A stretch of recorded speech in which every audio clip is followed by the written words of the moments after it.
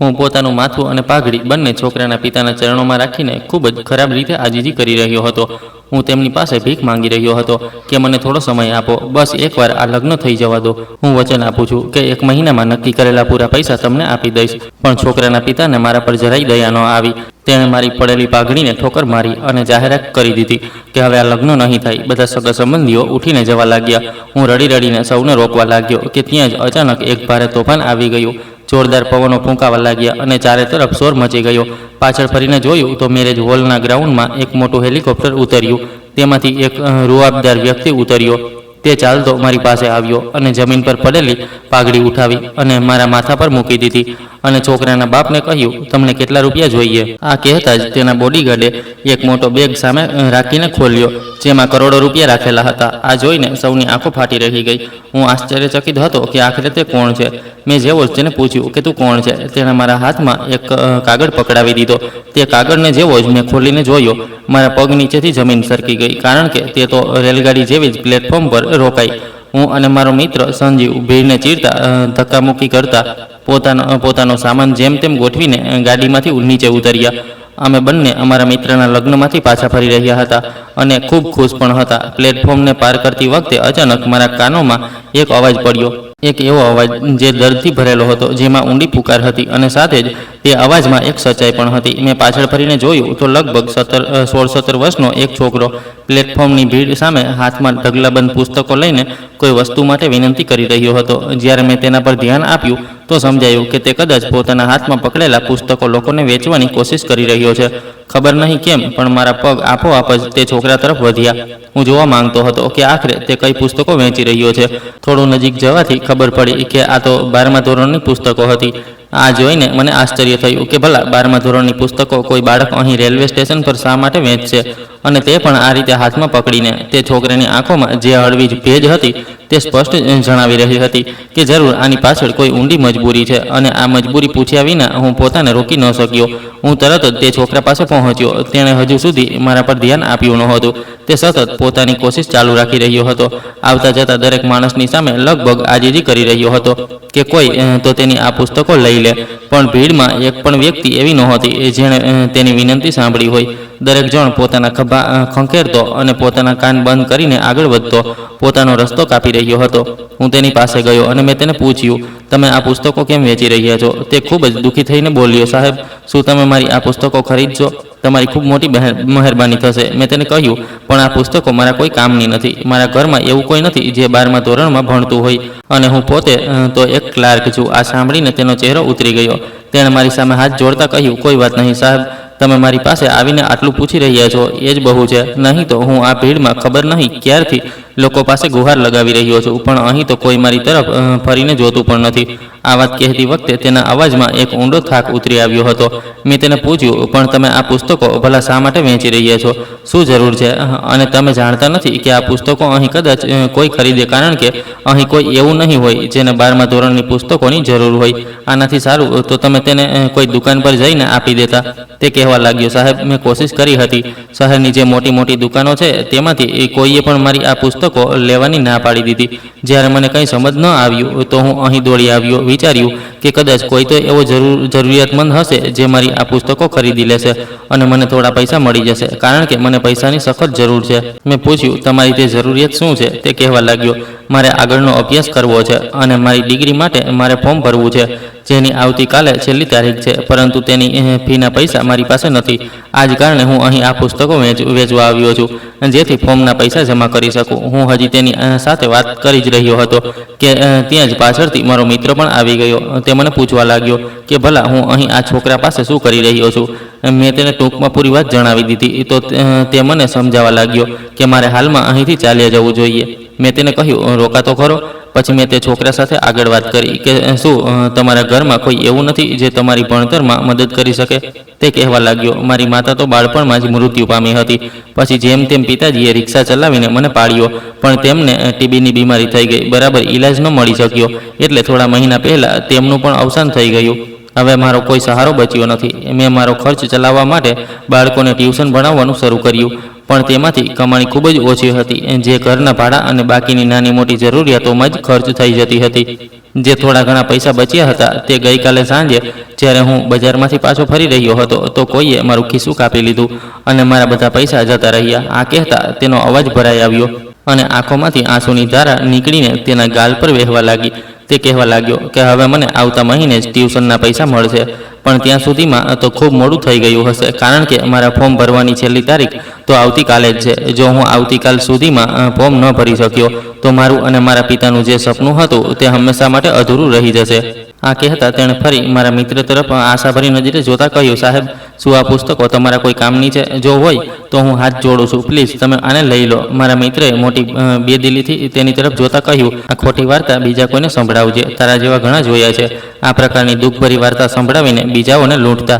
તને બીજો કોઈ ન મળ્યો પાગલ બનાવવા માટે? તેણે તરત જ મારા ખભા પર હાથ રાખીને કહ્યું, ચાલ અનમોલ, આની વાતોમાં ન આવતો. દિવસભરમાં આવા 75 મળે છે મને.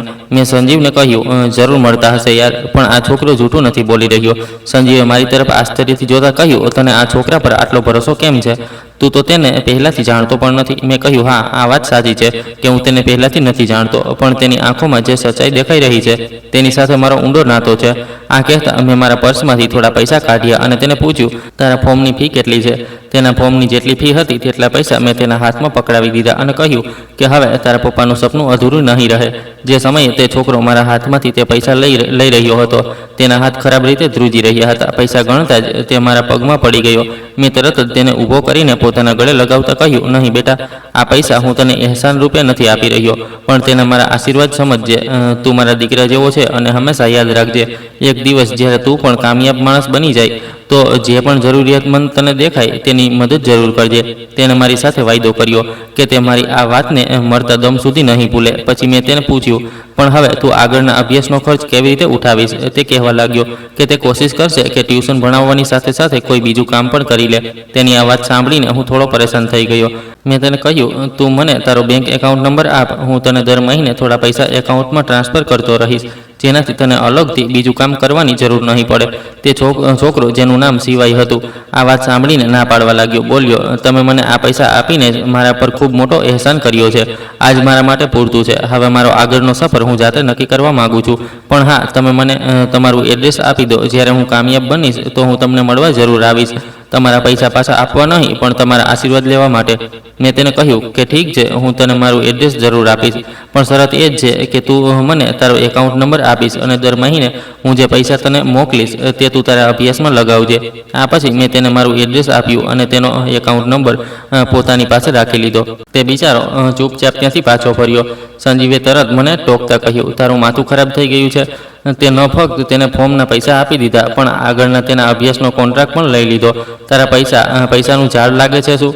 તું પોતે એક સામાન્ય ક્લાર્ક છે. તારા ઘરમાં તારી 2 દીકરીઓ છે. હજી તારે તેમને ભણાવવાની છે અને આવતીકાલે તેમના લગ્ન પણ કરવાના છે. તું જાણે પણ છે કે તારા માથા પર કેટલી જવાબદારી છે અને કેટલો ખર્ચ છે. આ હોવા છતાં પણ તે છોકરાને આટલી મોટી મદદ કરવાનું વચન આપી દીધું. ફક્ત તેના આંસુ જોઈને તે તેના પર આટલો મોટો વિશ્વાસ કરી લીધો. હું તને શરત લગાવીને કહી શકું છું કે આ છોકરો એક નંબરનો જૂઠો અને છેતરપિંડી કરનારો હતો, જેણે તને બેવકૂફ બનાવી દીધો અને થોડે દિવસે તને ઠગી લીધો છે. મેં સંજીવને કહ્યું, નહીં યાર, એવું નથી. તે છોકરો બિલકુલ સાચું બોલી રહ્યો હતો. તને નથી ખબર, તે છોકરામાં મને મારી પોતાની છાયા નજર આવી રહી હતી. એક સમય મારો પણ એવો હતો જ્યારે હું તે બનવા માંગતો હતો, જે સપનું મેં બાળપણથી જોયું હતું, પણ ત્યારે કોઈએ પણ મને સહારો ન આપ્યો અને આજે હું એક સામાન્ય ક્લાર્ક બનીને જ રહી ગયો. મારું સપનું તો પૂરું ન થયું. ઓછામાં ઓછું આ છોકરાનું જ થઈ જાય. મને તો કોઈ સહારો ન મળ્યો, પણ ઓછામાં ઓછું આજે હું જ કોઈનો સહારો બની જાઉં. સંજીવે કહ્યું, પણ તું આ બધું કેમ કરી રહ્યો છે? મેં કહ્યું, ફક્ત ઇન્સાનિયતના નાતે, પોતાના સંતોષ માટે અને કંઈ નહીં. સંજીવ બોલ્યો, હું તને શરત લગાવીને કહું છું કે તું તારા આ નિર્ણય પર એક દિવસ બહુ પછતાઈશ. મેં કહ્યું, ઠીક છે, તો લાગી શરત. જોઈએ છે કે કોણ ખોટો સાબિત થાય છે, તું કે હું. ઘરે પાછો આવ્યો તો શ્રીમતીજીનું એ જ રડવું કડવું શરૂ થઈ ગયું કે ઘરનો કેટલો ખર્ચ છે, દીકરીઓની ફી આટલી જમા કરવાની છે, આવતા મહિને તહેવાર છે, તેમાં શું શું લેવાનું છે. તેમની એક લાંબી પહોળી યાદી મારી સામે ખુલતી જઈ રહી હતી અને હું હળવું હળવું સ્મિત કરી રહ્યો હતો. હું નહોતો જાણતો કે આવનારા સમયમાં હું આ બધી વસ્તુઓને કેવી રીતે મેનેજ કરીશ, તે પણ આટલી ઓછી સેલરીમાં. પણ બસ એક વિશ્વાસ હતો ઉપરવાળા પર કે તે કોઈને કોઈ રીતે બધી વસ્તુઓ સાચી કરી દેશે. ધીમે ધીમે સમય વીતતો ગયો અને મારી દીકરીઓ પણ મોટી થઈ ગઈ. મેં મારી દીકરીઓને ઉત્તમ શિક્ષણ આપવામાં કોઈ કસર નહોતી છોડી. હું તેમને પોતાના પગ પર ઊભી થતી જોવા માંગતો હતો અને ભગવાનને પ્રાર્થના કરતો હતો કે તેમને ઉત્તમ જીવનસાથી મળે. પણ આ દરમિયાન ખબર નહીં કેવી રીતે મારી મોટી દીકરીને સફેદ ડાઘની બીમારીએ જકડી લીધી. શરૂઆતમાં તો અમને લાગ્યું કે એક સામાન્ય વાત છે. તેની કોણીની પાસેથી શરૂ થઈને હાથ પર ડાઘ નીકળવા લાગ્યા હતા. અમે આસપાસના જેટલા પણ ઉત્તમ ડૉક્ટર હતા બધા પાસે ઈલાજ કરાવ્યો. અમને આશા હતી કે થોડા મહિનાના ઈલાજ પછી તે સંપૂર્ણ રીતે ઠીક થઈ જશે. પણ અફસોસ, શહેરનો કોઈ પણ ડૉક્ટર એવો નહોતો બચ્યો જેને અમે અમારી દીકરીને ન બતાવ્યો હોય. પણ તેને કોઈનાથી પણ સંપૂર્ણ આરામ ન મળ્યો. મોટાભાગે એવું જ થયું કે જ્યાં સુધી મારી દીકરી દવાઓ લેતી રહી ત્યાં સુધી તેને આરામ રહ્યો. પણ જેવી તે દવા બંધ કરતી તેની આ સમસ્યા ફરી એકવાર વિકરાળ રૂપમાં સામે આવી જતી. આ કારણે તે માનસિક રીતે પણ ખૂબ પરેશાન રહેવા લાગી. બસ સંતોષ આ વાતનો હતો કે હજુ સુધી આ ડાઘ તેના ચહેરા પર નહોતા આવ્યા. નહીં તો તે બેચારી લોકોની જાત જાતની વાતો અને અજીબ નજરોને કારણે ખૂબ વધારે ડિપ્રેશનમાં જતી રહેતી. જ્યારે પોતાના શહેરમાં કોઈ પણ ડૉક્ટરથી તેને આરામ ન મળ્યો તો મેં મારા ઓળખીતા પાળખીતા અને પણ ઘણા ઉત્તમ ચર્મ રોગ વિશેષજ્ઞો વિશે પૂછ્યું અને તેના ઈલાજ માટે હું તેને બીજા શહેર પણ લઈ ગયો.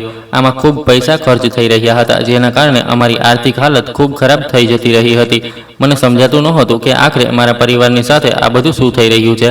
પછી થોડા વર્ષ વીતી ગયા પણ મારી દીકરીને આ સમસ્યાથી છુટકારો ન મળી શક્યો. આ દરમિયાન મારા દૂરના સગા સંબંધીઓને પણ આ વાતની ખબર પડી ગઈ હતી કે મારી દીકરીને સફેદ ડાઘ થઈ ચૂક્યા છે. તે લોકો જ્યારે પણ આવતા દર વખતે બસ એ જ કહેતા કે આવામાં મારી દીકરીને એક સારો સંબંધ ક્યારે નહીં મળી શકે, કારણ કે કોઈ પણ છોકરો તેના સફેદ ડાઘ જોયા પછી તેની સાથે લગ્ન નહીં કરે. આ બધાને કારણે હું અને મારી પત્ની ખૂબ વધારે પરેશાન રહેવા લાગ્યા હતા. અમને સમજ જ નહોતી આવતી કે અમે આખરે શું કરીએ જેનાથી આ મુસીબતથી છુટકારો મળે. છેલ્લા 5 વર્ષથી તેનો સતત ક્યાંક ને ક્યાંક ઈલાજ ચાલી જ રહ્યો હતો, પણ ફાયદો કંઈ જ પણ ન થયો. ઉપરથી લોકોની વાતો પણ અમને ખૂબ ડરાવવા લાગી હતી. આ દરમિયાન એક સારા સમાચારથી અમને થોડી રાહત મળી. મારી દીકરીની સરકારી ટીચરના પદ પર પસંદગી થઈ ગઈ હતી. હવે મને પૂરી આશા હતી કે કોઈ તો એવું ઘર હશે જે ઓછામાં ઓછું તેની પોસ્ટ જોયા પછી કદાચ તેમના જે આ મુશ્કેલી છે તેને નજરઅંદાજ કરી દે. કારણ કે આ હકીકતને આપણે નજરઅંદાજ ન કરી શકીએ કે આપણો સમાજ લગ્ન વિવાહના સંબંધોને પોસ્ટ, પૈસા, રુતબો આ બધી વસ્તુઓથી તોલે છે. અને ખાસ કરીને જો તમે છોકરીના બાપ છો તો તમારી દીકરીની સુંદરતા, તેનું ભણતર, તેને ઘરના કામકાજમાં કેટલી સુઘડ બનાવાય છે. અને જો તમે એક એવો સંબંધ જોઈ રહ્યા છો જે તમારી ઓકાતથી ઉપર છે તો કદાચ તમારી દીકરીની પોસ્ટ અને સાથે દહેજમાં કેટલા પૈસા મળશે આ બધું પણ જોવામાં આવે છે. હું નિવૃત્ત થઈ ચૂક્યો હતો. મારી દીકરીના લગ્નની ઉંમર થઈ ગઈ હતી અને આ જ કારણે મેં ઘણી જગ્યાએ તેના માટે સંબંધોની શોધ શરૂ કરી દીધી. પણ 3 વર્ષ સુધી સતત પોતાના જ બરાબરીવાળાઓમાં તેના સંબંધ જોતો રહ્યો. જેવો તે લોકોને ખબર પડતી કે મારી દીકરીને સબંધ ડાઘ છે તો તેઓ સંબંધની ચોખ્ખી ના પાડી દેતા હતા. આ કારણે અમારા પરિવારનો માહોલ ખૂબ જ તણાવપૂર્ણ થઈ ગયો હતો. મારી દીકરી પણ ખૂબ પરેશાન રહેવા લાગી હતી. તેને લાગવા લાગ્યું હતું કે કદાચ આ જન્મમાં કોઈ પણ તેને એવો જીવનસાથી નહીં મળે જે તેની સાથે લગ્ન કરે. આ દરમિયાન મારા સંબંધમાં લાગતી બહેન મારા ઘરે આવી અને તેમણે મને સમજાવ્યું, જુઓ ભાઈ સાહેબ, જો તમે ઈચ્છો છો કે તમારી દીકરીના લગ્ન થઈ જાય તો તેનો એક જ રસ્તો છે. તમે તેના સફેદ ડાઘવાળી વાત છોકરાવાળાઓથી છુપાવી દો.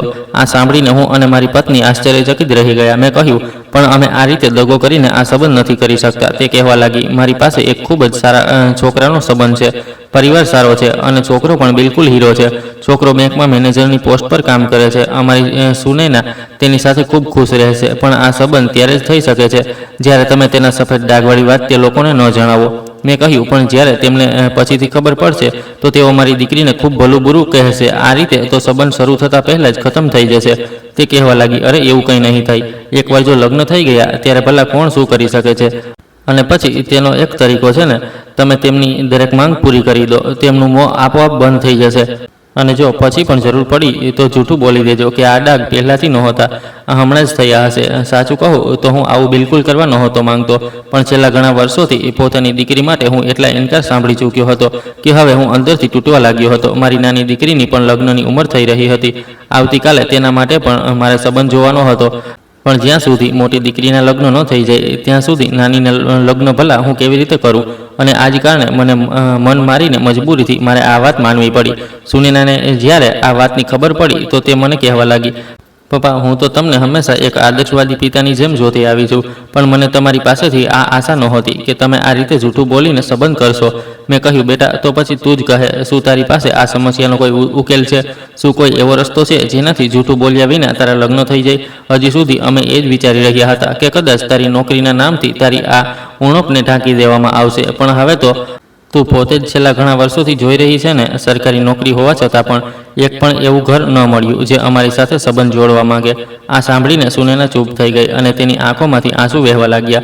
મેં તેના માથા પર હાથ ફેરવીને કહ્યું, તું ચિંતા ન કર બેટી, હું બધું સંભાળી લઈશ. આ પછી તે લોકો સુનૈનાને જોવા આવ્યા અને તેમણે પહેલી નજરમાં જ સુનૈનાને પસંદ કરી લીધી.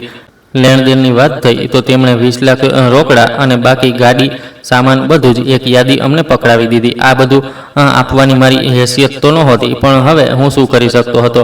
કારણ કે અત્યાર સુધી મેં જેટલી જગ્યાએ પણ સંબંધ જોયા હતા, કદાચ કોઈ એવો પરિવાર મળ્યો હોય જેમની દહેજની કોઈ ડિમાન્ડ ન હોય. દરેકનું પહેલી વારમાં કહેવું એ જ થતું હતું કે અરે ભાઈ સાહેબ, અમને ભલા શું જોઈએ? પણ આ પછી તેમની એક એક કરીને એટલી ડિમાન્ડ નીકળતી હતી કે શું જોઈએ શબ્દ તો નાનો જ પડી જતો હતો. એટલા માટે અમને સ્પષ્ટ દેખાઈ રહ્યું હતું કે આ લોકો દહેજ લોભી છે. પણ આ હોવા છતાં પણ હું તે જ ઘરમાં મારી દીકરીને લગ્ન કરવા માટે તૈયાર થઈ ગયો હતો, કારણ કે દહેજ લોભી તો બધા જ હતા, પણ ઓછામાં ઓછા આ લોકો ભણેલા ગણેલા હતા. છોકરો સારી પોસ્ટ પર કામ કરી રહ્યો હતો અને પછી હું નહોતો ઈચ્છતો કે મારી દીકરી અમારા લોકોની જેમ પોતાની નાની નાની જરૂરિયાતો માટે પણ મન મારીને જિંદગી જીવે. અને એટલે મેં દિલ પર પથ્થર રાખીને મારા ગામમાં જે મારા નામે એકમાત્ર જમીન હતી તેને વેચી દીધી. મારી પત્ની આ વાતથી ખૂબ પરેશાન થઈ. તે કહેવા લાગી કે અમારા પાસે ગામમાં આ સિવાય બીજું કંઈ પણ નહોતું, પણ શું કરીએ, દીકરીનું ઘર વસાવવા માટે આખરે અમારે આ કુરબાની આપવી જ પડી. ઉત્તમ રીતે સગાઈ થયા પછી હવે લગ્નનો સમય આવી ચૂક્યો હતો. લગ્નની તૈયારીઓ જોરશોરથી ચાલી રહી હતી. ઘરમાં હલ્દી, મહેંદી, સંગીત આ બધાની રસમો એક એક કરીને આજના મોડર્ન જમાના પ્રમાણે થઈ રહી હતી. તે લોકોને દરેક ફંક્શન ઉત્તમ રીતે કરવું હતું, જેમાં અમે અમારી તરફથી કોઈ પણ કસર નહોતી છોડી. એક છોકરીનો બાપ હંમેશા પૂરી કોશિશ એ જ કરે છે કે તેની દીકરીના લગ્નમાં કોઈ ઉણપ ન રહે અને છોકરાવાળા ક્યાંય નારાજ ન થઈ જાય. અને પછી આખરે તે દિવસ આવી ગયો જેની અમે આતુરતાથી રાહ જોઈ રહ્યા હતા. સવારથી દોડધામ મચી હતી. હું અને મારી પત્ની જવાબદારીઓ નિભાવતા ખૂબ થાકી ચૂક્યા હતા, પણ છતાં પણ અમારા પગ રોકાઈ નહોતા રહ્યા. ગળું પણ જવાબ દેવા લાગ્યું હતું. ધીમે ધીમે દમ નીકળી રહ્યો હતો અને અવાજ વારંવાર બેસી રહ્યો હતો, પણ શ્વાસ લેવા સુધીની ફુરસત નહોતી. છોકરાવાળાઓની ડિમાન્ડ પ્રમાણે તેમણે જે મેરેજ હોલ બુક કરાવવા માટે કહ્યું હતું, અમે તે જ બુક કર્યો, કારણ કે તેમને દરેક વસ્તુ શાનદાર જોઈતી હતી. ત્યાં સુધી કે જાનના સ્વાગતમાં જે વસ્તુઓ તેમણે જણાવી હતી, અમે દરેક વસ્તુનું ખાસ ધ્યાન રાખ્યું. જાન આવી ચૂકી હતી અને બસ થોડી જ વારમાં જયમાળા થવાની હતી. જ્યારે વર અને કન્યા સ્ટેજ પર ગયા તો પોતાની દીકરીને દુલ્હનના રૂપમાં જોઈને મારી આંખો આંસુઓથી ભરાઈ આવી. આ દોડધામ વારંવાર મારા મગજમાં આ ખ્યાલ પણ આવી રહ્યો હતો કે એક દીકરીના બાપનું નસીબ કેવું હોય છે. આજે બધી ચમકદમક, બધી વ્યવસ્થા, આ બધું જ મેં મારા પૈસાથી કર્યું હતું, પણ છતાં પણ મારી હાલત અહીં બિલકુલ એવી હતી જેમ મારા પર ખબર નહીં કેટલું મોટું દેવું ચડેલું હોય અને હું કોઈ બીજાના અહીં આવ્યો હોઉં. બધું જ પોતાના દમ પર કરવા છતાં પણ મારું માથું ઝૂકેલું હતું, હાથ જોડાયેલા હતા અને છોકરાવાળા જે અમારી આટલું બધું માંગી રહ્યા હતા, નાક ઊંચું કરીને મોટા જ ગર્વથી બધું કરાવી રહ્યા હતા. તેઓ તંગ થઈને ઊભા હતા અને અકળ કરીને ખબર નહીં કેટલીય વાર નાની નાની વસ્તુઓમાં ઉણપો કાઢી રહ્યા હતા. પણ મજાલ છે કે અમારાથી કોઈ પણ તેમને કંઈ કહી શકતો. તેમના દરેક વ્યંગને સારી રીતે સમજવા છતાં પણ અમે ફક્ત હસીને જ ટાળી શકતા હતા. શું સાચે જ દીકરીનો બાપ હોવું આટલું મોટું દુર્ભાગ્ય હોય છે? કાશ હું આ દુર્ભાગ્યને પણ બદલી શકતો, પણ આ તો આપણા સમાજમાં ફેલાયેલું છે. તે સત્ય છે જેને બદલવામાં ખબર નહીં કેટલાય વર્ષો લાગી જશે. હું આ બધું વિચારી જ રહ્યો હતો કે બીજી તરફ લગ્નની રસમોની તૈયારીઓ શરૂ થઈ ગઈ. પંડિતજીએ વર અને કન્યાને ફેરા માટે બોલાવ્યા, પણ આ દરમિયાન અચાનક છોકરાના પિતા ધમધમતા મંડપની પાસે પહોંચ્યા અને જોરદાર અવાજમાં ચીસો પાડતા આ રસમોને રોકવા માટે કહ્યું. આ સાંભળીને અમે બધા આશ્ચર્યચકિત થઈ ગયા. મારા તો જાણે પગ નીચેથી જમીન જ સરકી ગઈ. હું ગભરાઈને તરત તેમની પાસે પહોંચ્યો અને લગભગ હાથ જોડતા કહેવા લાગ્યો, સમધીજી, આખરે એવી શું વાત થઈ ગઈ જે તમે રસમો રોકવા માટે કહી રહ્યા છો?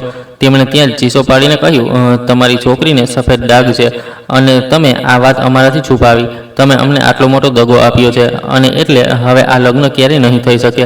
આ સાંભળીને મારા હાથ પગ ખરાબ રીતે ધ્રુજવા લાગ્યા. મેં મારી દીકરી સુનેના તરફ જોયું. તેની આંખોમાંથી પણ આંસુ વહેવા લાગ્યા. અમે બંને બાપ દીકરી આંખોમાં એકબીજાની વાત સમજી રહ્યા હતા. હું સમજી રહ્યો હતો કે મારી દીકરી હવે મને કોસી રહી છે. મેં તેને કહ્યું હતું, અને પપ્પા, જૂઠું બોલીને સંબંધ ન કરો, જોઈ લો.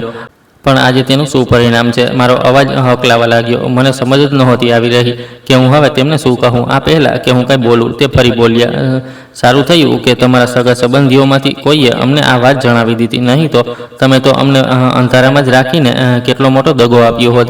એટલા માટે હવે આ લગ્ન ક્યારેય નહીં થાય. અરે મારો દીકરો જાણો છો કોણ છે?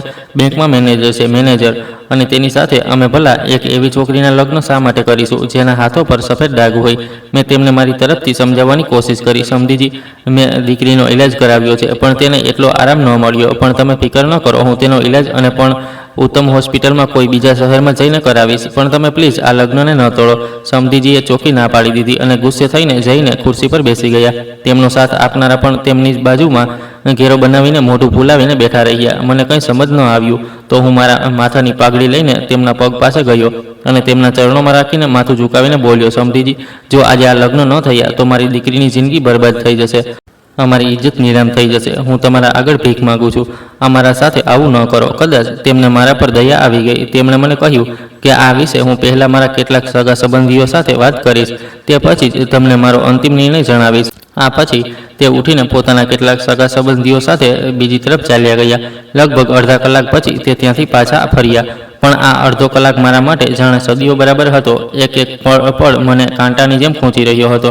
મારા દિલની ધડકન એટલી તેજ હતી કે લાગી રહ્યું હતું કદાચ મને હાર્ટ એટેક જ આવી જશે. ખબર નહીં તેમનો શું નિર્ણય થવાનો હતો. વારંવાર મારી નજર બાકીના સગા સંબંધીઓ પર પડી રહી હતી, જે ત્યાં મદદ કરનારા ઓછા અને તમાશો જોનારા વધારે લાગી રહ્યા હતા. સાચું કહું તો આપણા સગા સંબંધીઓમાં પણ ઘણા એવા લોકો હોય છે જે તમારા કામને બનાવવામાં નહીં પણ બગાડવામાં લાગેલા રહે છે. તેઓ તમારી સાથે ફક્ત એટલા માટે ઉઠે બેસે છે જેથી તમારા ઘરનું રહસ્ય જાણી શકે અને પછી તમને મુસીબતમાં મૂકીને પોતે મજા લઈ શકે.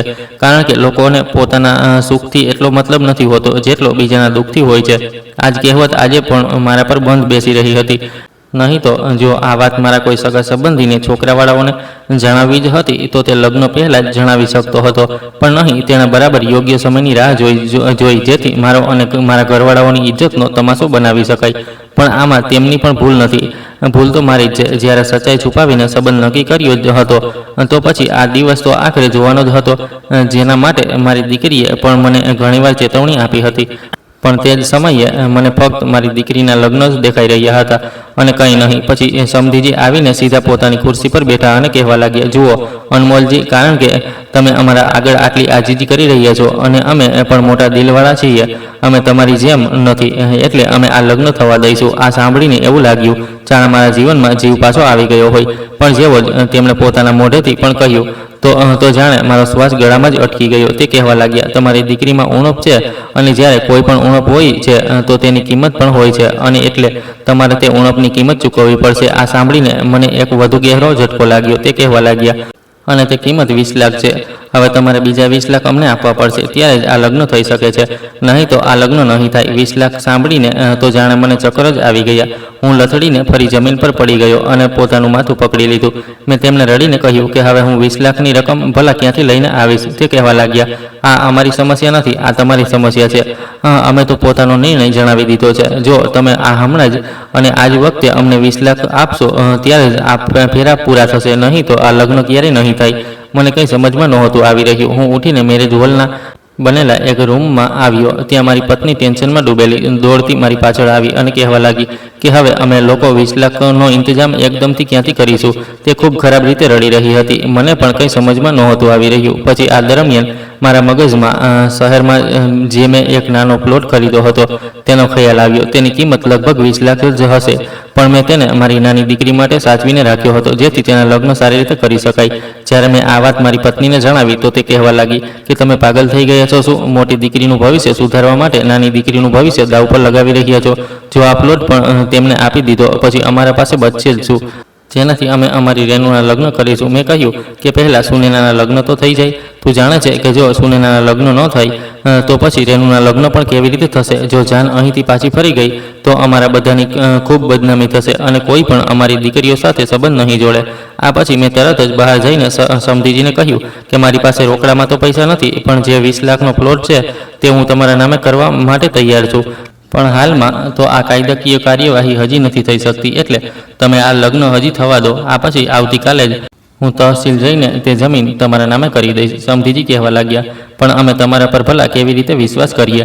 તમે એકવાર પહેલાં પણ અમને દગો આપી ચૂક્યા છો, અને એટલે હવે તમારા પર વિશ્વાસ કરીને અમે ભૂલ નથી કરી શકતા. શું ખબર લગ્ન થઈ ગયા પછી તમે ફરી જાઓ. હું હાથ જોડતા તેમની સામે બોલ્યો, પણ હમણાં હું તમને ફક્ત મારી જબાન જ આપી શકું છું, કારણ કે હજી તો બીજી કોઈ કાર્યવાહી નહીં થઈ શકતી. તે કહેવા લાગ્યા, બિલકુલ થઈ શકે છે. ત્યારે જ તેમણે પોતાના કોઈ માણસને ઇશારો કર્યો, જે પોતાના હાથમાં એક સ્ટેમ્પ પેપર પકડેલો હતો, જેના પર લખેલું હતું કે હું મારી અમુક જમીન સમધીજીને નામે કરી રહ્યો છું. આ જોઈને મારા હોશ ઉડી ગયા. મને સમજ આવવા લાગ્યું કે કદાચ આ બધું પહેલાંથી જ નક્કી હતું. આનો મતલબ એ હતો કે તેમને આ વાત પહેલાંથી જ ખબર હતી, અને તેમણે ફેરાના બરાબર પહેલાં આ વાતનો ફાયદો ઉઠાવ્યો અને મારી પાસેથી 20 લાખ વધુ માંગ્યા. મને સ્પષ્ટ દેખાઈ રહ્યું હતું કે આ એક ષડયંત્ર છે, અને આ લોકો હદથી વધારે લાલચી લોકો છે. પણ તે સમયે જાણે મારું મગજ કામ કરવાનું જ બંધ કરી ચૂક્યું હતું. મને કંઈ સમજમાં જ નહોતું આવી રહ્યું કે મારી દીકરીના ભવિષ્ય માટે શું સાચું છે અને શું ખોટું છે. એટલે જ્યારે સમધીજીએ તે કાગળ મારા હાથમાં સહી કરવા માટે પકડાવી દીધો, તો હું કંઈ પણ વિચાર્યા વિના તેને લેવા લાગ્યો અને તેના પર સહી કરવા જઈ રહ્યો હતો કે ત્યાં જ મારી દીકરીએ મને રોકી દીધો. તે કહેવા લાગી, પપ્પા, શું તમને આ બધું સમજ નથી આવી રહ્યું? પણ મને સમજ આવી રહ્યું છે. મારે આ લગ્ન ક્યારેય નથી કરવા. ત્યારે મારી નજર મારા બાકીના સગા સંબંધીઓ પર પડી, જે કૂરીને અમારો તમાશો જોઈ રહ્યા હતા. આટલી ભીડમાં કોઈ પણ એવી વ્યક્તિ નહોતી જે મારા ખભા પર હાથ રાખીને મને સાચો રસ્તો બતાવતી, કે ઓછામાં ઓછું સહારો જ આપતી કે આ મુશ્કેલ સમયમાં અમે તમારી સાથે ઊભા છીએ. અને કદાચ આ જ કારણે હું મારી વિચારવાની, સમજવાની ક્ષમતા જ ગુમાવી ચૂક્યો હતો. મેં મારી દીકરી પર ચીસો પાડીને તેને પાછી મંડપમાં બેસવા માટે કહ્યું. તે બિચારી રડતા પાછી ચાલી ગઈ, અને હું મારા ધ્રુજતા હાથોથી તે કાગળ પર સહી કરવા લાગ્યો, જે મારી બરબાદીનો હતો. પણ આ પહેલાં કે હું તેના પર મારી સહી કરી શકું, અચાનકથી એ ભયંકર તોફાન આવી ગયું. ચારે તરફ ખૂબ તેજ હવાઓ ચાલવા લાગી. ધૂળ એટલી તેજ ઉડી રહી હતી કે અમારા બધાની આંખો ખુલ્લી જ નહોતી રહી, અને આકાશમાંથી ખૂબ ભયંકર ગર્જના જેવો અવાજ થઈ રહ્યો હતો. થોડી જ વારમાં જ્યારે તે અવાજ ઝડપથી અમારા કાનોની નજીક આવવા લાગ્યો, તો મેં માથું ઊંચું કરીને આકાશ તરફ જોયું. હું હેરાન રહી ગયો કે એક હેલિકોપ્ટર તે મેરેજ હોલના ગ્રાઉન્ડમાં ઉતરી રહ્યું હતું. મને સમજમાં નહોતું આવી રહ્યું કે ભલા આ બધું શું થઈ રહ્યું છે. તે હેલિકોપ્ટરના લેન્ડ થતાં જ તેમાંથી એક વ્યક્તિ ઉતર્યો, જેણે ખૂબ મોંઘો સૂટ પહેરી રાખ્યો હતો. હાથમાં સિલ્વર રંગની એક ઘડિયાળ હતી, જે દૂરથી જ ચમકી રહી હતી. તેની પર્સનાલિટી કોઈ ફિલ્મ હીરોથી ઓછી નહોતી. આની સાથે જ મેરેજ હોલના મેઇન ગેટથી ઘણી ગાડીઓ પણ એન્ટર થઈ, જેમાંથી કાળા રંગના કપડાં પહેરેલા કેટલાક લોકો નીકળ્યા, જેને જોઈને સ્પષ્ટ સમજ આવી રહ્યું હતું કે તેઓ સિક્યોરિટી ગાર્ડ છે. આ વ્યક્તિ કોણ હતો અને અહીં શું કરી રહ્યો હતો? મને કંઈ સમજમાં ન આવ્યું, પણ તે ચાલતો સીધો મારી પાસે આવ્યો અને તેણે અચાનકથી મારા હાથમાંથી તે પેન લઈ લીધી અને તે કાગળને ફાડીને ફેંકી દીધો. મારા આશ્ચર્યની કોઈ સીમા ન રહી કે ભલા આ શું કર્યું. આ પહેલાં કે હું કંઈ બોલું, સમધીજી તેના પર ચીસો પાડ્યા કે તારું માથું ખરાબ છે, તે આ શું કર્યું. પણ તે શખ્સે સમધીજીને સંપૂર્ણ રીતે નજરઅંદાજ કરી દીધા. ત્યાં ઊભેલા દરેક સગા સંબંધીઓની આંખો આશ્ચર્યથી ફાટી રહી હતી. કોઈને પણ સમજમાં નહોતું આવી રહ્યું કે આ અહીં બધું શું થઈ રહ્યું છે.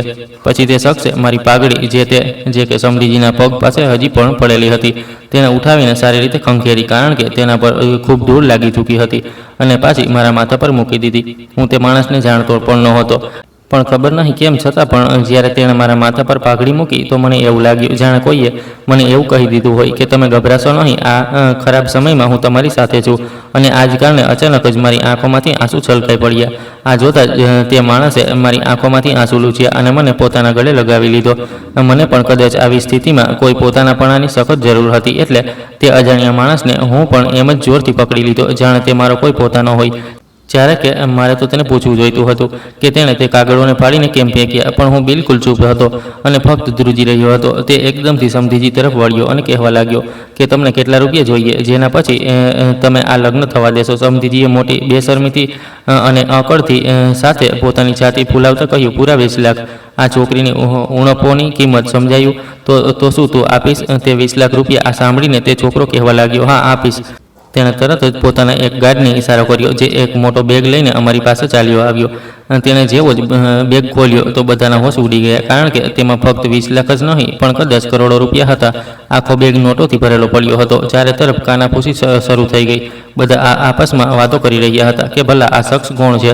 સમધીજીની આંખોમાં તો જાણે તે નોટોને જોતા જ તારલા નાચવા લાગ્યા. તે તો ખૂબ જ ખુશ થઈ ગયા અને તરત જ તેમની અકળેલી જબાન નરમ થઈ ગઈ. તેમનો અંદાજ એકદમ બદલાઈ ગયો અને તેમણે મને તરત પોતાના ગળે લગાવીને કહ્યું, અભિનંદન સમધીજી, હવે તો અમે લોકો પક્કાવાળા સમધી થઈ ગયા.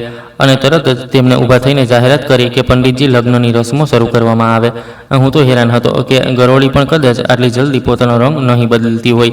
જેટલો માણસમાં રંગ બદલવાનો સ્વભાવ નસે નસમાં ભરેલો હોય છે, જે આજે સમધીજીએ સાબિત કરી દીધો હતો. જેવો જ સમધીજીએ રસમો શરૂ કરવાની જાહેરાત કરી, પંડિતજીએ મંત્ર વાંચવાનું શરૂ કર્યું હતું કે ત્યાં જ તે છોકરાએ જોરથી અવાજમાં ચીસો પાડીને કહ્યું કે આ લગ્ન હવે બિલકુલ પણ નહીં થાય. હું તો જાણે પૂતળું બની ચૂક્યો હતો. મારા મોઢામાંથી કોઈ શબ્દ જ નહોતો નીકળી રહ્યો. મને સમજ જ નહોતી આવી રહી કે આજે મારી દીકરીના લગ્નમાં આ બધું શું થઈ રહ્યું છે.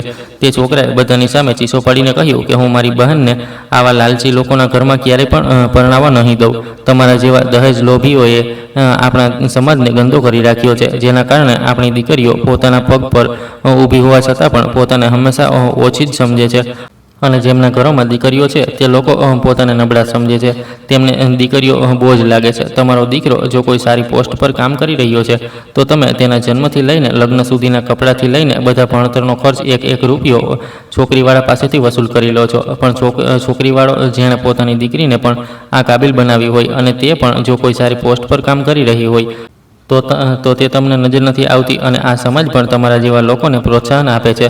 અને આ જ કારણે તમારા જેવા દહેજના લાલચીઓની સંખ્યા દિવસે ને દિવસે વધતી જ ચાલી જઈ રહી છે. પણ હું મારી બહેન સાથે આવું બિલકુલ પણ નહીં થવા દઉં. એટલે હમણાં જ પોતાના પ્રોડક્ટને ઉઠાવો અને અહીંથી તમારી આ જાન સાથે નીકળી જાઓ, કારણ કે તમારા પ્રોડક્ટની કિંમત અહીં કોઈ નહીં ચૂકવે. તે માણસનું આટલું કહેવું હતું કે સગા સંબંધીઓમાંથી કેટલાક લોકો જોરથી હસવા લાગ્યા. સમધીજી પોતાનું અપમાન સહન ન કરી શક્યા અને મને ખરી ખોટી સંભળાવા લાગ્યા. પણ મારી તો જાણે જબાન જ સિવાઈ ગઈ હતી. મને તો કંઈ સમજમાં જ નહોતું આવી રહ્યું. તે છોકરાએ તરત જ આગળ વધીને મારો બચાવ કર્યો અને કહ્યું કે જો તમે એક શબ્દ પણ વધુ તેમને કહ્યું તો હું પોલીસ બોલાવવામાં 2 મિનિટ પણ નહીં લગાડું. અને તમે જાણો છો કે દહેજ માગવું કેટલો મોટો ગુનો છે. અને પછી તમારા દીકરા સાથે શું થશે. આ સાંભળીને સમધીજીની હવા ટાઈટ થઈ ગઈ અને તેમણે તરત જ પોતાનો સૂર નીચે કર્યો અને ત્યાંથી બધાને પાછા ચાલવા માટે કહ્યું. પણ આ પહેલાં કે તેઓ જતા, તે છોકરાએ તેમની પાસેથી તે 20 લાખ રોકડમાં જે તે પહેલાં જ હું આપી ચૂક્યો હતો તેમને તે પાછા લઈ લીધા અને મને આવીને પકડાવી દીધા. જાન જઈ ચૂકી હતી. હવે ત્યાં મેરેજ હોલમાં હું ખુરશી પર માથું પકડીને બેઠો હતો અને બાકી મારા સગા સંબંધીઓ, મારી દીકરી, બધા લોકો ઢગલાબંધ સવાલો સાથે એક નજરે તે માણસને જ જોઈ રહ્યા હતા. આ દરમિયાન સંજીવ પણ ત્યાં આવી ગયો. તેણે મારા ખભા પર હાથ મૂક્યો તો હું તેને જોઈને ધ્રુસકે રડી પડ્યો અને કહેવા લાગ્યો કે મારી દીકરીની જિંદગી બરબાદ થઈ ગઈ. સંજીવ હવે કોઈ પણ તેની સાથે લગ્ન નહીં કરે. જોને આ શું થઈ ગયું. ત્યારે તે માણસ મારી પાસે આવ્યો અને મારો હાથ પકડીને બોલ્યો, અંકલ, આવું કંઈ પણ નહીં થાય. મારી બહેનના લગ્ન ખૂબ ઉત્તમ જગ્યા પર થશે, ન કે આવા લાલચી લોકોના અહીં, જ્યાં મારી બહેનની કદર બિલકુલ પણ નહીં થતી. તમે ફિકર ન કરો. તે મારી બહેન છે. તે મારી જવાબદારી છે. મેં તેને પૂછ્યું, પણ બેટા, આખરે તું કોણ છે? હું તને ઓળખી ન શક્યો. પણ પછી તેણે જે સચ્ચાઈ અમને જણાવી તેને સાંભળીને તો અમારા હોશ ઉડી ગયા. તેણે કહ્યું કે હું તે જ છોકરો છું સિવાય જે તમને રેલવે સ્ટેશન પર મળ્યો હતો, જેની તમે આટલા વર્ષો સુધી મદદ કરી.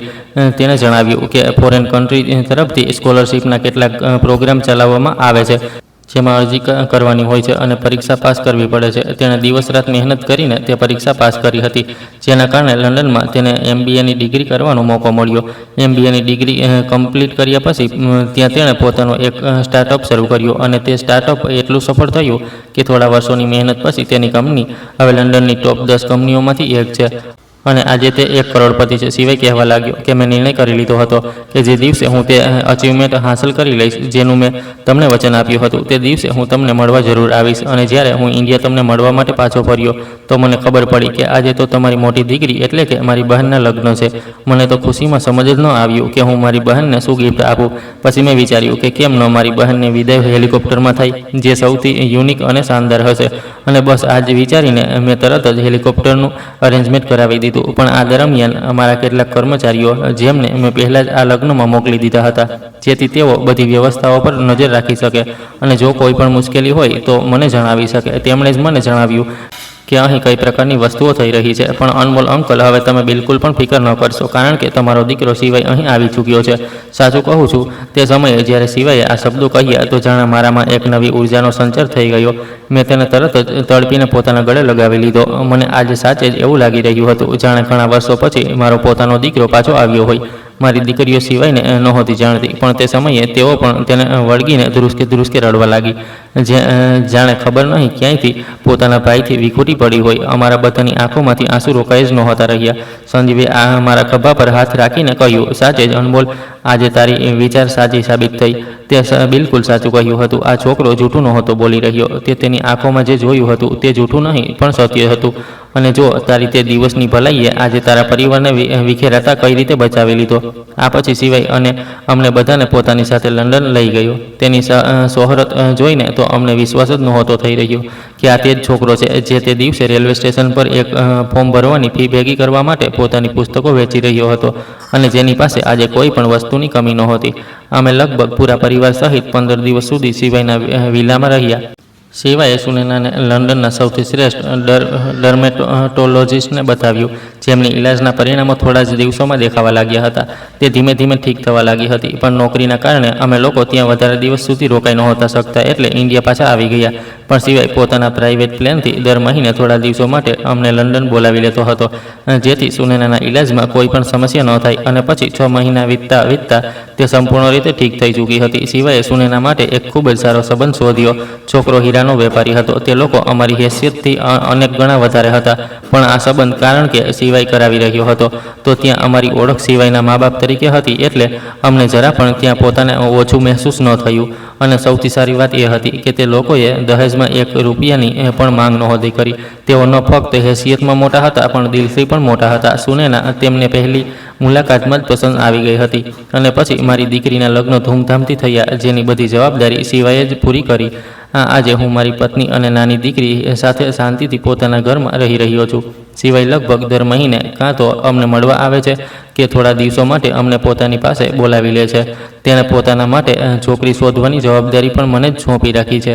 હું વિચારી પણ નથી શકતો કે આમ અચાનક રેલવે સ્ટેશન પર મળનારો એક છોકરો એવો હશે જેની જિંદગીને બદલવા માટે પહેલાં હું એક નાનું યોગદાન આપીશ, અને પછી તે અમારી જિંદગીને સંપૂર્ણ રીતે બદલી મૂકી દેશે. મારી દીકરીઓ જે હંમેશાથી ભાઈની ઉણપ મહેસૂસ કરતી હતી, તે ઉણપ સિવાય ખૂબ સારી રીતે પૂરી કરી છે. એક સમય હતો જ્યારે રક્ષાબંધનવાળા દિવસે મારા અહીં ઘર સૂનું રહેતું હતું, પણ આજે ખૂબ બધા હસી મજાકથી અમારું ઘર ગુંજે છે. સુનૈના પણ પોતાના સાસરે પોતાના પતિની સાથે ખૂબ ખુશ છે. તેણે પોતાનું ટ્રાન્સફર બીજા શહેરમાં જ કરાવી લીધું છે. હવે બસ જલ્દી જ હું ઈચ્છું છું કે મારા સિવાયના પણ લગ્ન એક સારી છોકરી સાથે થઈ જાય, જે તેના જીવનને ખુશીઓથી ભરી દે. તો દોસ્તો, આ વાર્તામાં આપણને શું શીખ મળે છે?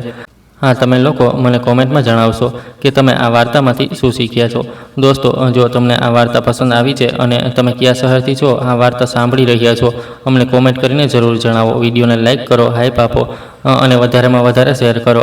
ચેનલ પર નવા છો તો સબસ્ક્રાઈબ કરો અને નોટિફિકેશન બેલ દબાવો, જેથી આગલી અપડેટ સૌથી પહેલાં તમને મળે. આ વાર્તા સંપૂર્ણ રીતે કાલ્પનિક છે. તેનો ઉદ્દેશ્ય સમાજમાં હાજર દહેજ, લાલચ, ઇન્સાનિયત, મદદ અને કર્મોના ફળ જેવા મુદ્દાઓ પર વિચારવા માટે પ્રેરિત કરે છે. કોઈ પણ પાત્ર, ઘટના કે સ્થળનો વાસ્તવિક જીવન સાથે કોઈ સીધો સંબંધ નથી. આ વાર્તા કોઈ જાતિ, વર્ગ કે વ્યક્તિની ભાવનાઓને ઠેસ પહોંચાડવા માટે નહીં, પણ સામાજિક સચ્ચાઈઓને ઉજાગર કરવા અને સકારાત્મક સંદેશ આપવા માટે લખાઈ છે. ધન્યવાદ.